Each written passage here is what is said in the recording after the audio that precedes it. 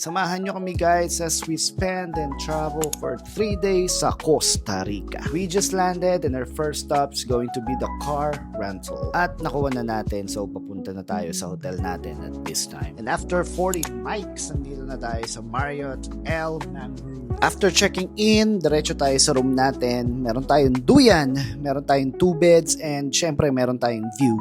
Medyo hapon na tayo dumating kaya nothing much to do sa day 1 natin. So mag-iikot-ikot na lang tayo within the facilities ng hotel. So this is the pool, restaurant, and of course the private beach. Medyo pagod na sa biyahe kaya kailangan natin ng pampagising. Magkakapit tayo. After that, tampisaw sa dagat, tapos balik na sa room. Habang pauwi na, nagkaroon ako ng bagong kaibigan. Pangalan niya si Barbara.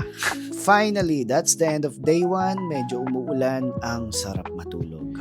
Good morning! Day 2, breakfast buffet. Mostly mga local cuisines ang mga nakahain, but I started my day with some intercontinental breakfast and of course, coffee. And off we go. Papunta na kami sa first stop natin for today and it's gonna be the waterfalls. Yung eksena ng driving sa Costa Rica is parang sa Pilipinas, parang kang pauwi ng probinsya. After 40 minutes of driving, nakarating na kami sa unang pupuntahan namin ngayong araw at ito yung waterfalls. Tawag dito is Llanos del Cortez and isa to sa mga tourist spot talaga sa Costa Rica. Medyo maganda yung punta namin dahil hindi masyadong maaraw, wala masyadong tao dahil most of the time talagang full pack tong place na to. Tapos may nakita kaming human drone. Ang galing kumuha. Talagang akala mo drone na lumilipad pero tumatakbo-takbo lang siya dyan. Oo, pani.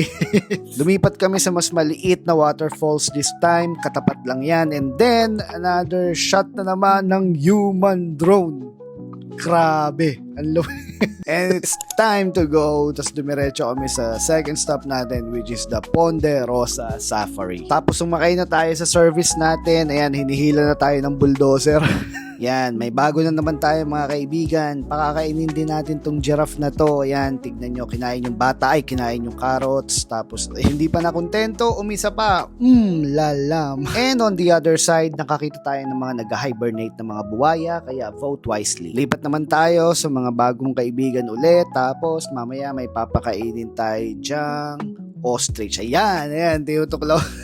Medyo gumagabi na and it's time to go back sa hotel. Driving ulit and after another 40 minutes, cheers muna. We decided na mag-chill muna kami sa poolside bago kami bumalik sa room namin. Kaya nagtampisaw muna kami sa swimming pool and that's about it. That's our day 1 and day 2 sa Costa Rica. See you sa day 3.